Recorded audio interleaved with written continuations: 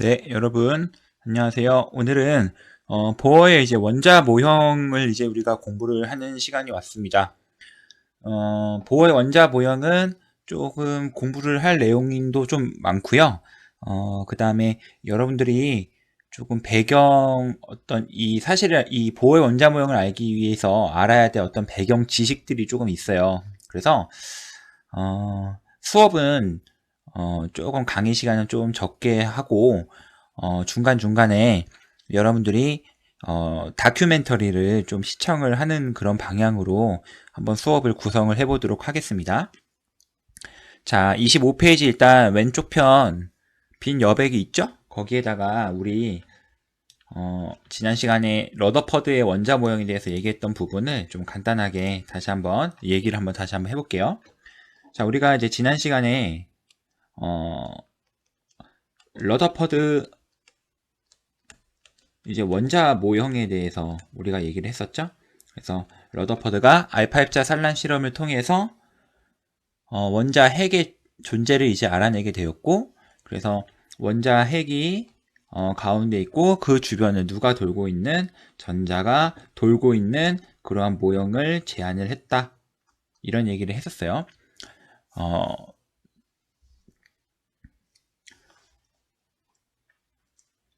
일단 러더퍼드가 원자핵 주변에 전자가 이렇게 도는 거를 얘기할 수밖에 없었던 이유는 이 전자가 움직이지 않고 가만히 있으면 무거운 원자 핵에 끌려가게 되거든요. 그러면 전자랑 원자 핵이 붙어버리게 되니까 이 세상에 안정한 원자는 존재하지 않게 되는 거예요. 이것을 이제 우리가 보통 원자 붕괴라고 얘기를 하는데, 그래서 전자를 원자 핵 주변에 돌림으로 인해서 이 마치 그 지구가 태양을 중심으로 공전을 하듯이 어떤 그런 모형을 좀 생각을 해낸 거죠.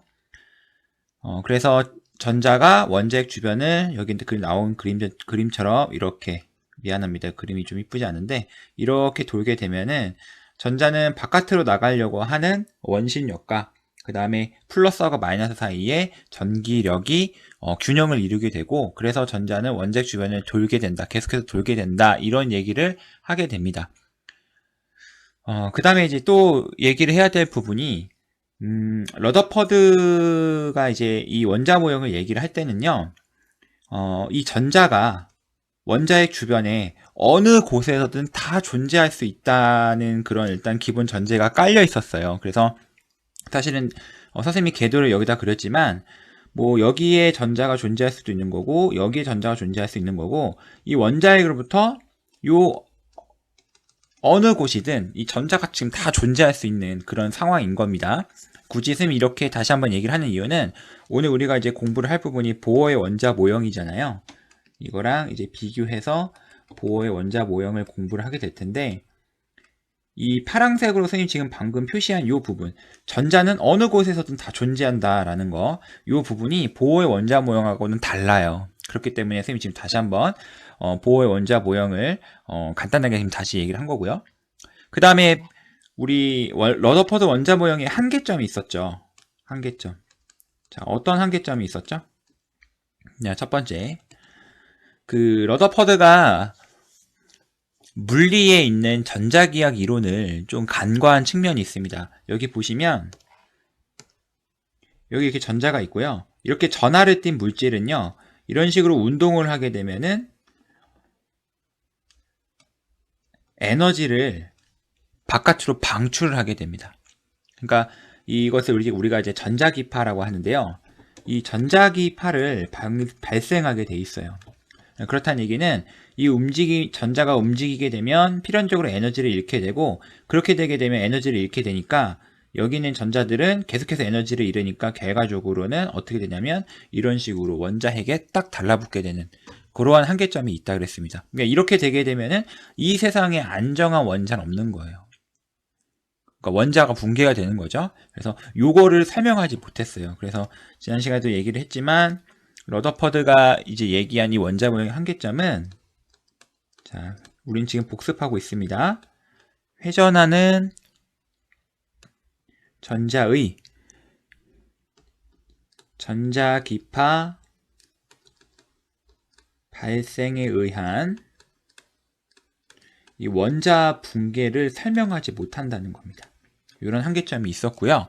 그 다음에 또 한 가지 이제 한계점은 뭐냐면요. 여러분들 선 스펙트럼이라는 거 좀 들어보았나요? 일단 한번 적어볼게요. 이 두 번째 한계점은요. 수소 원자의 선 스펙트럼 실험 결과를 이 러더퍼드 원자 모형으로는 아주 설명할 길이 없었다는 겁니다. 일단 스펙트럼이라는 건 여기는 좀 간단하게 정리를 좀 해보고 갈게요, 여러분. 스펙트럼 하면은 다 알 것 같으면서도 설명을 막상 해보라 그러면 사실 설명하기가 쉽지가 않아요, 여러분들. 일단 스펙트럼이라는 것은 그 정의를 한번 적어보면, 자, 빛의 성분을 파장의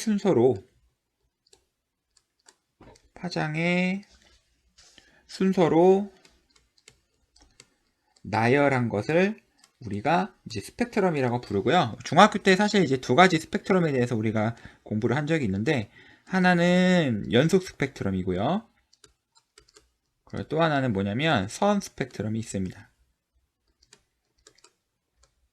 그래서 여러분들 연속 스펙트럼이라고 하면, 자, 이런 식으로, 자, 여기 지금 보면 이 가로축이 파장이에요. 파장이고, 자, 이렇게 왼쪽으로 갈수록, 자, 파장이 지금 짧아지는 이러한 스펙트럼이 있다라고 합시다. 그러면은 여러분들 연속 스펙트럼의 가장 대표적인 게 뭐가 있냐면, 맞아요, 무지개가 있습니다. 무지개, 빛이 있어요. 햇빛이 있어요. 햇빛. 여러분들 햇빛을 우리가 분광기라고 해서요.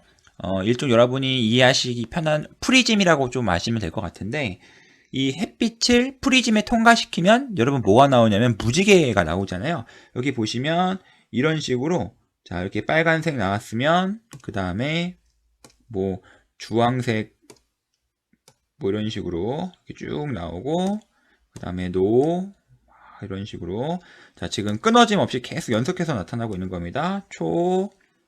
뭐 파, 남, 보라색이라, 이거 보라색이라 할까요? 보, 이런 식으로. 그래서 이게 이제 대표적인 연소 스펙트럼의 예고요. 그래서 햇빛이 있고요.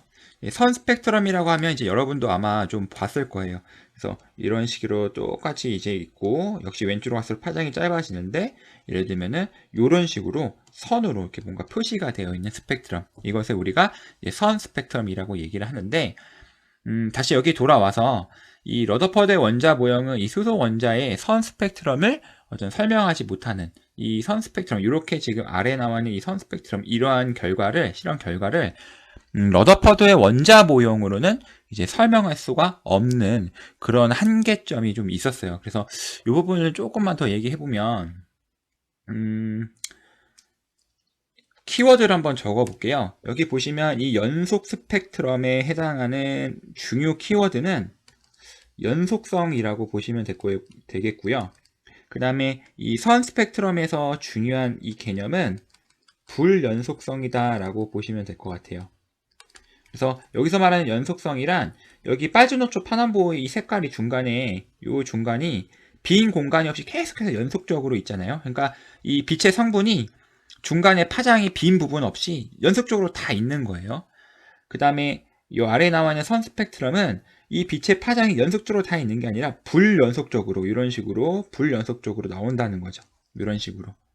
그래서 이 연소 스펙트럼은 여러분들 연속성, 이렇게 핵심 개념을 생각해 주시면 되겠고, 선 스펙트럼은 뭔가 이 불연속성이라는 개념과 좀 매치된 개념이다, 이렇게 일단 봐주시면 됩니다. 그래서 이 수소 원자의 선 스펙트럼을 설명하지 못한다 라는 부분은요, 이 부분은 이제 여러분들이 어떻게 우리가 이해할 수 있냐면요, 에너지라는 것이 연속적인 것이 아니라 불연속적이다 라는 것을 의미하고요. 그 다음에 이 에너지가 불연속적이다 라는 말을 우리가 어렵게 뭐라고 얘기하냐면요, 에너지는 양자화 되어 있다, 이런 말을 쓰고요. 또는 에너지는 이 양자화라는 말이 어렵다면 이렇게도 이해하실 수 있어요. 어떤 덩어리로 되어 있다. 여러분들 물 이런 것들은 보면 중간에 좀 표면적으로 볼게요. 우리 눈으로 볼게요. 눈으로. 물 이런 걸 보면은 중간에 우리가 빈 공간이 없어 보이죠? 빈 공간이 없어 보이는데, 실질적으로 이걸 이제 원자 수준으로 보게 되면은 걔네들이 빈 공간이, 없는 게 아니라, 사실은 우리 눈에 보이지 않을 뿐이죠. 물 분자와 물 분자 사이에 얼마든지 빈 공간이 있습니다. 그래서 사실은 거시적으로 우리 눈으로 봤을 때는 연속적이라고 보여지는 그런 부분들이 사실은 굉장히 원자나 분자 세계에서는 불연속적이다라는 거예요. 그래서 기존에 우리가 이제 뉴턴의 고전역학에서는 어떤 연속성이라는 어떤 개념으로 모든 것들을 다 설명을 했었어요. 왜냐하면 거시적으로 우리 눈앞에 보이는 어떤 물건들이 어떤 질량을 가지고 있는 애가 어떤 가속도를 가지게 됐을 때 얘네들이 어떤 힘을 가지게 됐는지, 또는 어떤 애 야구공을 쳤을 때 이것이 어디로 이동하는지, 어떤 그런 개념들은 전부 다 그냥 뭔가 눈에 보이는 것들, 이런 건 다 연속적인 그런 부분들에 좀 바탕이 돼서 얘기를 하는 거고, 이 원자나 분자 세계는 이제 더 이상 뉴턴의 그런 고전 역학이 적용이 안 되는 그러한 것들이 굉장히 많아요. 그래서 어떻게 보면은 어떤 새로운 학문의 필요성이 좀 대두가 되는 거죠. 그러니까 러더퍼드가 살았던 그 시대에는 사실은 이제 플랭크라는 그런 학자가 먼저 얘기를 하긴 했었어요. 에너지의 어떤 양자화라는 개념을 이 플랭크라는 학자가 먼저 좀 얘기를 했었는데, 정정할게요, 여러분들. 보어가 학생 시절에 그때 이제 플랭크가 나왔고요. 어쨌든 러더퍼드가 살았던 그 시절에는 어떤 에너지의 양자화라는 개념, 에너지가 불연속적이다, 이런 개념들은 전혀 생각하지 못했었습니다. 그러다가 러더퍼드에서 이제 보어로 넘어가는 그 사이에 이제 플랑크라고 하는 어떤 과학자가 나타나게 되었고, 이 과학자가 흑체 복사에 대한 어떤 빛의 파장에 있어서 어떤 에너지 밀도를 좀 살펴보는 어떤 그런 실험을 했었는데, 어떤 그 실험 결과를 설명하는 과정에서 에너지라는 것은 연속적인 것이 아니라 어떤 덩어리로 되어 있다, 어떤 그런 양자화 개념을 이 플랑크라는 과학자가 처음으로 좀 제시를 하게 돼요. 그래서 이렇게 지나가면서 이 보어의 원자 모형이 등장을 하게 되었을 때는 보어는 이 플랑크의 이제 영향을 받게 되는 거죠. 그래서 어떤 에너지는 덩어리로 되어 있다라는 어떤 그런 아이디어를 차용해서 본인의 원자 모형에 이제 얘기를 좀 하게 되는 겁니다. 좀 지금 선생님이 얘기하는 부분이 약간 좀 뒤죽박죽, 여러분이 듣기에 좀 뒤죽박죽 좀 들릴 수가 있는데, 다큐멘터리를 여러분들이 좀 보시면, 선생님이 지금 링크로 걸어놓은 다큐멘터리를 보면 지금 내가 얘기했던 부분들을 이제 어느 정도 이해하실 수가 좀 있을 거예요. 그래서 사실은 이 부분이 굉장히 쉬운 부분이 아니에요. 어려운 부분입니다. 그런데 이제 우리 교과서에서 나와 있는 것들은 어떤 역사적인 보호의 원자 모형에서 러더퍼드 원자 모형에서 보호의 원자 모형으로 넘어가는 어떤 그런 일련의 과정들의 어떤 과학사적인 얘기를 하지 않고, 그냥 러더퍼드 원자 모형에는 뭐 이런 한계점이 있고 이런 한계점이 있다, 그래서 보호의 원자 모형이 나타났다, 뭐 이렇게 지금 설명을 하는데, 사실은 이렇게 간단한 문제가 아닙니다. 중간에 이 플랑크라는 과학자에 대해서도 알아야 되고요. 그러니까 굉장히 좀 역사적으로 여러분들 아셔야 될 게 좀 많아요. 그래서 다큐멘터리를 이 부분은 꼭 보셔야 됩니다. 그래서 선생님이 수업 시간을 좀 줄이더라도, 이 강의하는 시간을 줄이더라도 다큐멘터리를 링크로 걸어내온 이유가 거기에 있습니다. 네, 그래서 다시 여기를 보시면 이제 보어의 원자 모형은 그러면 당연히 여기서 나왔던 한계점을 극복할 수 있는 그런 원자 모형이어야 되겠죠. 그래서 여기 보시면 회전하는 전자의 전자기파 발생에 의한 원자 붕괴라는 한계점을 보어는 어떤 식으로 제안을 했냐면요, 이 사람은 이런 가정을 하나 해요. 어떤 가정을 하냐면, 궤도가 있는데 그 궤도라는 게 어떤 특정 정해진 에너지를 가지고 있다는 거예요. 그래서 정해진 에너지를 가진 궤도가 존재한다. 이것을 가정을 하게 됩니다. 그러면 이 첫 번째를 어떻게 해서 극복할 수 있냐면, 원래는 전자가 회전하면서 어떻게 됩니까? 전자기파가 발생하니까 계속해서 에너지를 잃게 되죠. 그러니까 결과적으로 이런 식으로 원자가 붕괴가 되게 되는데, 이 보어는 어떤 얘기를 하게 되냐면, 여기 보어의 원자 모형을 좀 넘어가서 그림을 그려볼게요. 여기 이제 가운데 이제 원자 핵이 있고, 여기 전자가 있는데요. 여기에 있잖아요. 일정 특정한 에너지를 가진 궤도가 있다는 거예요. 특정한 에너지를 가진. 그러니까 이 궤도 위를 뺑뺑뺑뺑 돌고 있는 이 전자는 특정한 에너지를 가진 궤도 위를 돌고 있으니까 얘네들은 전자기파를 발생하지 않는다라는 그러한 어떤 방어 논리를 펼치게 되는 거죠.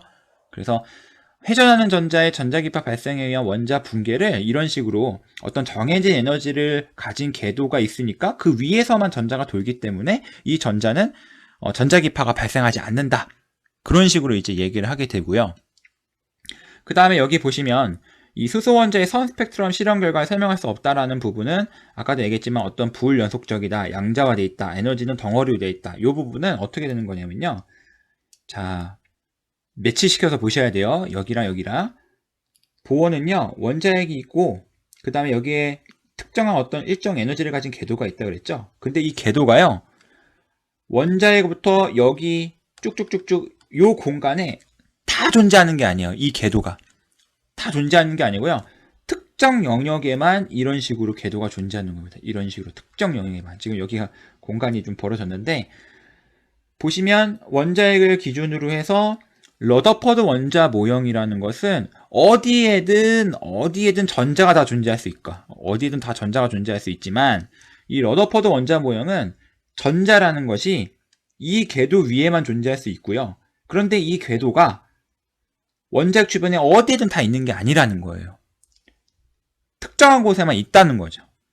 그러다 보니까 이 전자가 특정한 에너지를 가진 궤도 위에만 존재를 하니까 결과적으로 전자 자체도 에너지를 불연속적으로 갖게 되는 그런 상황이 이제 발생하게 되는 거죠.